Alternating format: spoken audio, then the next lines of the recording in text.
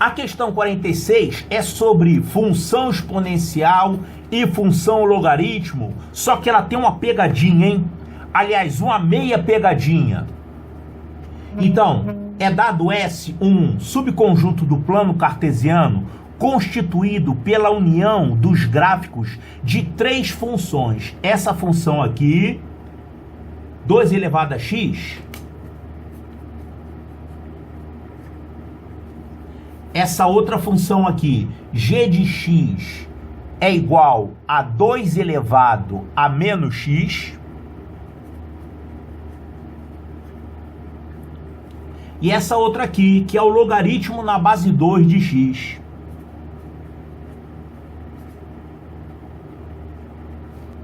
Certo? Então, dadas essas funções aqui, para cada valor k positivo, seja n o número de interseções dessa reta y igual a kx com S. Quer dizer, você tem aqui a união de três gráficos, mas não são os gráficos todos não, é só para x maior que 0. Então a gente tem que desenhar isso aqui, é bom, né? Para cada k maior que 0, seja n o número de interseções dessa reta com S. Vamos fazer o esboço disso aqui? Ó, 2 elevado a x e 2 elevado a menos x são exponenciais manjadas, né? 2 elevado a x é isso aqui assim. E 2 elevado a menos x é como? Você rebate em relação ao eixo y. É assim, ó, uma exponencial decrescente.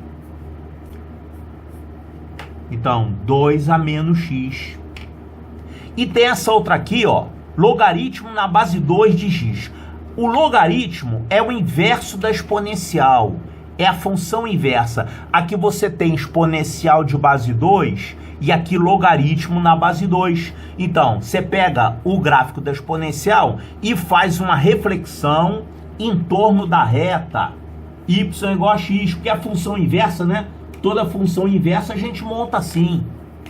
Troca x por y. Isso aqui é a mesma coisa que rebater o gráfico em relação à reta y igual a x. Então vamos colocar aqui essa tal função logaritmo assim, ó. Aqui é o ponto 0,1, aqui vai ser o ponto 1,0. Essa função logaritmo vai passar por aqui. É um espelhamento dessa aqui, né? Vou colocar logaritmo na base 2 de x. Aí você traça retas com essa forma, y igual a kx, e ele quer saber quantas interseções essas retas vão ter com os gráficos. Quer dizer, essa tal região S, observe que é só para x maior que 0, né? Então a gente tem que eliminar, ó, é só essa parte aqui, para x maior que 0. Essa parte aqui está eliminada e essa parte aqui também está eliminada. O logaritmo já está todo para cá. Então imagina que você está traçando retas. Essas retas vão interceptar esses gráficos aqui. Por exemplo, aqui você vai ter 3 pontos. Você vai ter esse ponto e a exponencial vai cortar novamente a reta lá em cima. Certo? Agora, para fazer isso aqui, tem uma condição que você tem que levar em conta. Quer dizer, é engraçado que se você não levasse isso em conta, isso não ia afetar nada a sua resolução, mas é uma coisa que você tem que levar em conta, porque olha só, quando você tem uma função exponencial e a sua inversa, às vezes elas se cortam, porque não necessariamente uma exponencial vai ficar toda acima da reta y igual a x, às vezes ela passa para baixo dessa reta, aí vai acontecer isso aqui, ó. Vamos colocar aqui a reta y igual a x, que é usada para formar a imagem que vai te dar a função inversa, né? Todas as exponenciais vão passar pelo ponto 0,1 e vamos colocar aqui uma exponencial, digamos assim, de base bem pequena. Ela demora a aumentar. É claro que nesse caso, a função logaritmo, quando você fizer o espelhamento, ela vai fazer assim, ó. Isso aqui pode acontecer. O que tem a ver isso aqui com a resolução do problema? É porque você tem que determinar o número de pontos de interseção dessa reta y igual a kx com os gráficos. E aí você vai ter diferenças. Se você não tiver acontecendo isso, se você tiver uma situação assim, vai ter aqui uma região em que a reta não corta nem esse gráfico, nem esse gráfico. Vai cortar só esse aqui. Agora, se você tiver esse tipo de situação, isso não vai acontecer. Sempre você vai ter aqui as três curvas sendo interceptadas, né? Quer dizer, vai ter situação em que, por exemplo, essa curva aqui não é interceptada. Só essa.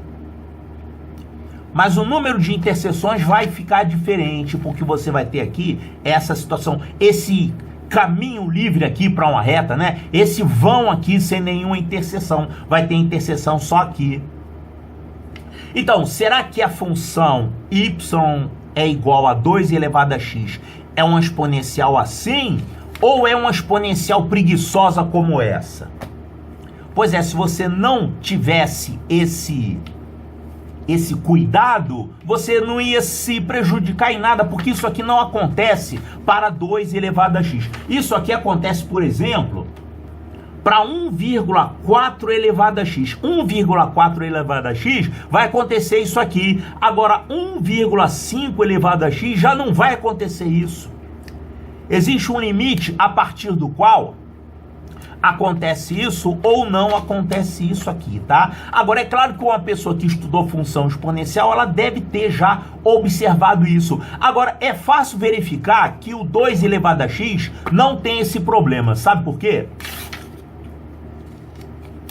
Olha só, 2 elevado a x. Vamos colocar aqui valores de x e valores de 2 elevado a x. Ó, para x igual a 0, 2 elevado a x dá 1. Para x igual a 1, o 2 elevado a x vai dar 2. Para x igual a 2, o 2 elevado a x vai dar 4. Para x elevado a 3, o 2 elevado a x vai dar 8. Para 4 vai dar 16. Então, observe o seguinte, essa função ela cresce muito mais rápido do que essa. Não tem como essa função alcançar essa aqui, então não vai ter essa tal interseção. Então, a função y é igual a 2 elevado a x, ela realmente é assim, ela fica acima da reta y igual a x, e o logaritmo dela, o logaritmo na base 2, vai ficar totalmente abaixo da reta y igual a x. Não vai ter interseção entre a exponencial e o logaritmo correspondente. Isso é fundamental para a resolução do problema. Certo, agora observe que essas funções que ele colocou aqui, tanto a exponencial quanto a logaritmo, quanto até essa reta aqui, tem restrições. Aqui, por exemplo, tem a restrição de k maior que 0. Então, a reta y é igual a kx, porém só com k positivo. Aqui, nessas três funções, é só com x maior que 0. Então, vamos fazer o esboço desses gráficos aqui, levando em conta essas restrições. As funções são f de x é igual a 2 elevado a x, 2 elevado a x, mas só com x maior que 0. Então, é daqui em diante, para x maior que 0. Aqui nesse ponto é uma bola aberta, ele não está incluído nessa região S. É só o gráfico daqui para cá. A mesma coisa com g de x. 2 elevado a menos x é o simétrico desse gráfico em relação ao eixo y. Só que é para fazer apenas para x maior que 0. Então, daqui para cá. Aqui também é uma bola aberta e o gráfico é só daqui para cá. Esses trechos aqui vão ser desprezados. Eles não fazem parte dessa região S. E a última, que é o logaritmo na base 2, aí vai ser a curva inteira. Para x maior que 0, a curva vai ficar todinha para cá, né? Lembrando, a simétrica dessa curva aqui. Então, o logaritmo na base 2 tem um gráfico simétrico ao gráfico de 2 elevado a x em relação à reta y igual a x. A bissetriz do primeiro quadrante, ou a bissetriz dos quadrantes ímpares, né? Então vai ficar assim. E essa reta y igual a kx somente para k maior que zero. Então, k igual a zero é assim. Valores de k maiores do que zero são retas desse jeito. Uma reta assim já não vai contar, porque seria um coeficiente angular negativo. É só aqui. Aqui você tem que levar em conta mais um detalhezinho aqui. Você tem uma exponencial e tem uma reta. Vamos desenhar umazinha aqui. Tá vendo que essa reta corta essa exponencial em 2 pontos?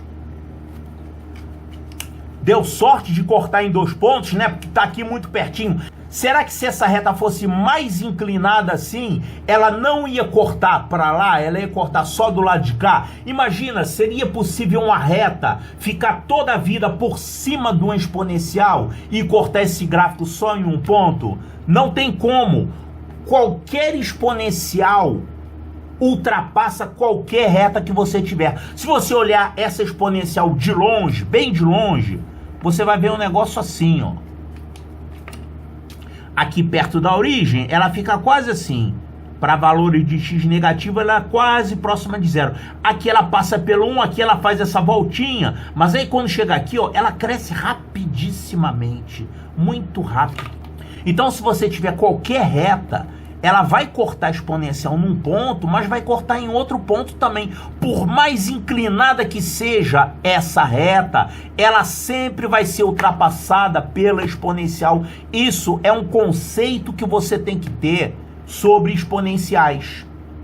Já o logaritmo é o contrário. Se você tiver uma reta cortando a função logaritmo, qualquer que seja a base, essa reta, por menor que seja o coeficiente angular dela, ela vai lá na frente ultrapassar o logaritmo. O logaritmo aumenta menos do que a reta, menos do que a função linear. Então, dada uma reta e dada uma exponencial, só vão acontecer 2 situações. Ou a reta não corta, ou ela tangencia, vai encontrar num único ponto, ou ela encontra em 2 pontos. Aqui a mesma coisa em relação ao logaritmo, tá? Ou a reta está aqui nessa região, que não corta nenhuma das duas, ou ela está tangenciando aqui, ou então ela vai interceptar, mas ela vai interceptar novamente. A reta vai ultrapassar. Ela foi ultrapassada pelo logaritmo aqui, mas a reta vai ultrapassar o logaritmo lá na frente. E a pergunta que ele faz é exatamente sobre isso, sobre a quantidade de pontos de interseção, considerando todos os valores possíveis de k. Olha aqui, para cada k maior que zero, seja n o número de interseções da reta y igual a kx com s. S são os 3 gráficos reunidos, já considerando o x maior que zero. Então esse número é diferente de 1 para todo k positivo, ele é igual a 2 para pelo menos 3 valores de k, ele é igual a 2 para exatamente 2 valores de k, ele é diferente de 3 para todo k, e a letra E é um pouquinho mais complicada. O conjunto dos valores de k positivos para os quais n vale 3 é a união de 3 intervalos disjuntos. Então vamos fazer o seguinte, dados esses 3 gráficos que a gente conhece aqui, vamos considerar k variando de 0 até o infinito e vamos marcar para cada valor de k quantos pontos de interseção a gente vai ter. Olha, para ficar mais bonitinho, eu coloquei aqui um gráfico feito no computador. Para dar aula fica melhor assim, né? Mas você, para resolver a questão numa prova, você não precisa disso. Você pode fazer lá no seu rascunho, pode, assim, imaginar isso também. Quer dizer, colocar o gráfico dentro do seu cérebro, né? Ou então, se você conseguir, você pode imaginar o gráfico no teto.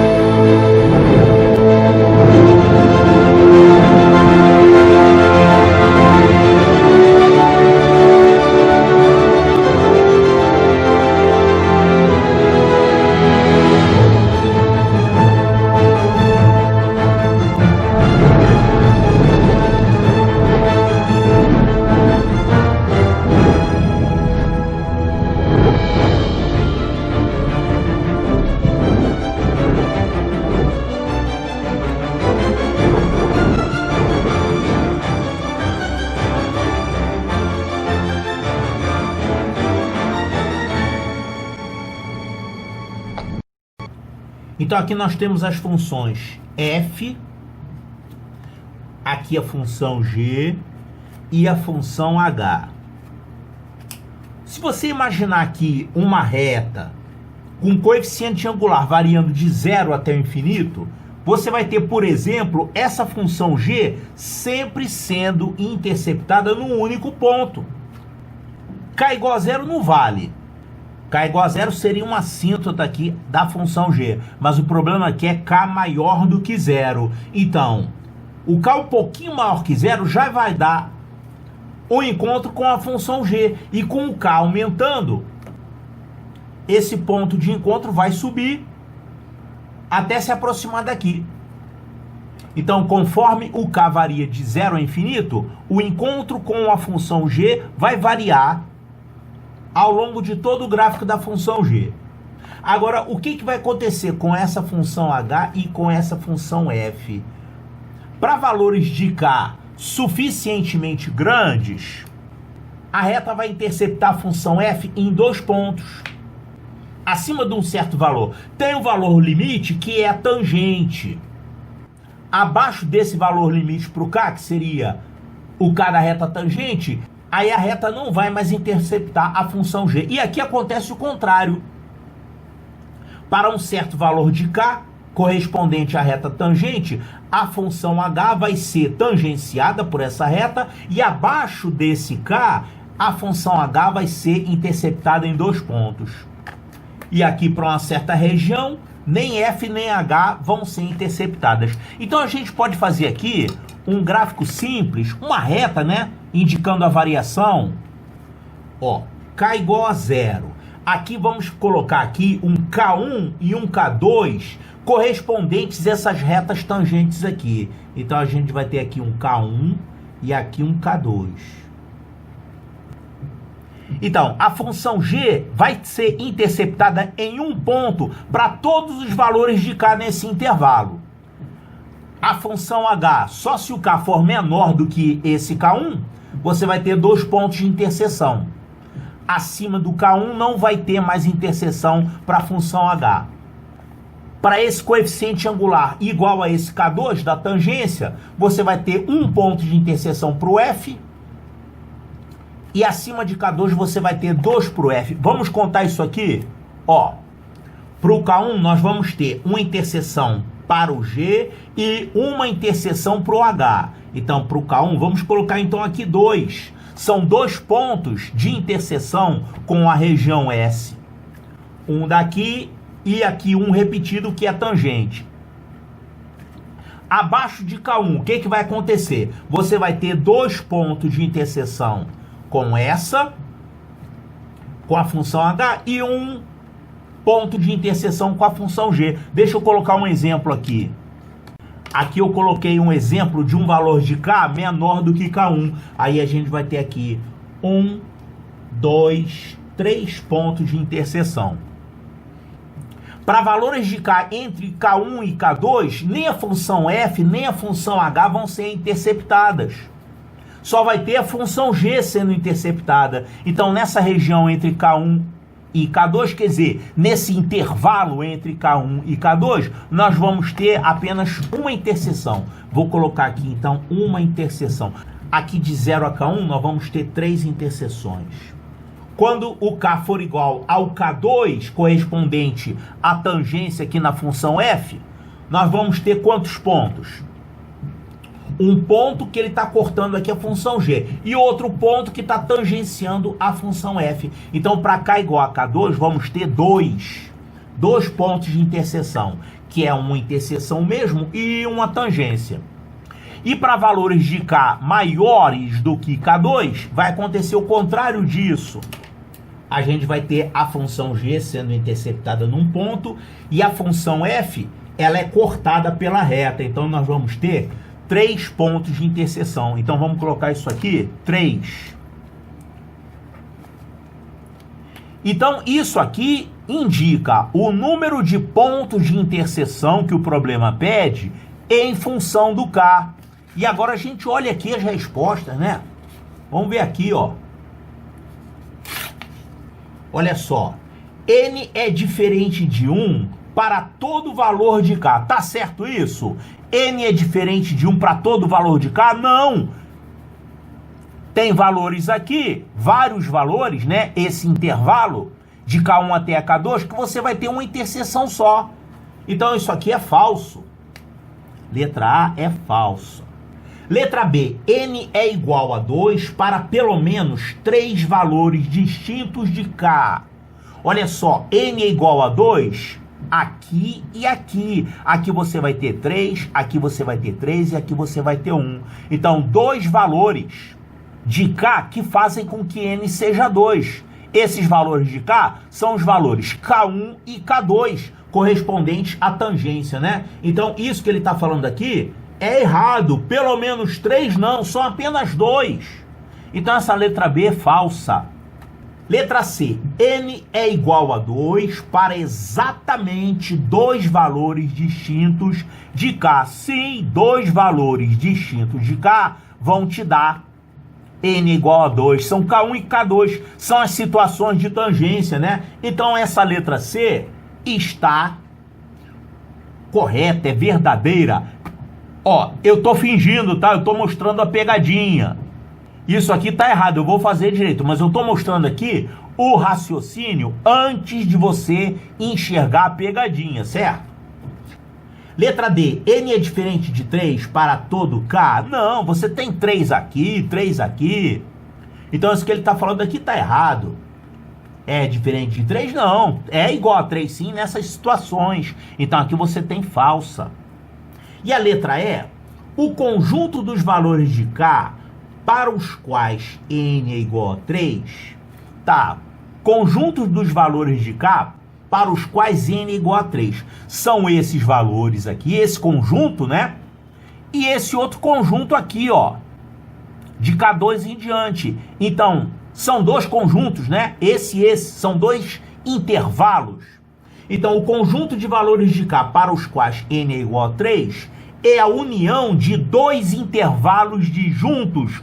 2 intervalos, sim senhor. Isso aqui é um intervalo de 0 a K1 e aqui é um intervalo. Então isso que ele está falando aqui está correto, é verdadeiro. E aí, como é que pode 2 verdadeiras? Não pode isso. É porque tem uma pegadinha aqui. A pegadinha está nesse ponto aqui danadinho, que você pode enxergar ele logo de cara, ou você pode não enxergar, mas enxergar agora. Depois que você identifica aqui 2 verdadeiras, você chega à conclusão que tem alguma coisa errada aí. Ou é a questão que está errada, ou você que está errado. O que vai acontecer aqui com esse pontinho é que quando você tiver um K de tal forma que a reta passe por esse ponto, essas 2 interseções aqui, elas vão contar como sendo uma. E quando você tem um ponto em cima do outro, é um ponto só, na verdade. O ponto está repetido. Então aqui você tem 2 pontos, mas se essa reta estiver passando pelo ponto de interseção, essas 2 interseções, na verdade, vão ser uma interseção só. Então você vai ter uma interseção aqui e você vai ter uma outra interseção lá na frente. Faz de conta que é aqui.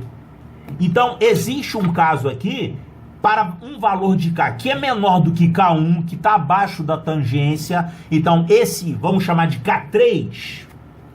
Y é igual a K3 vezes X, né? Esse K3, ele está abaixo do K1. Então, você tem aqui um valor K3, que você tem, na verdade, 2 interseções e não 3. Você vai continuar tendo 3 interseções aqui nessa faixa, 3 interseções aqui nessa faixa, só que aí não é um intervalo, você ficou, na verdade, com 2 intervalos.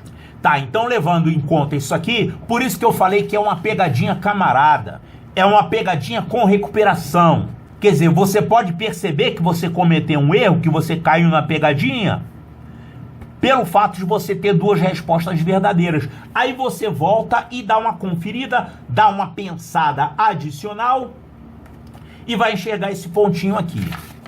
Tá, então vamos analisar novamente as alternativas.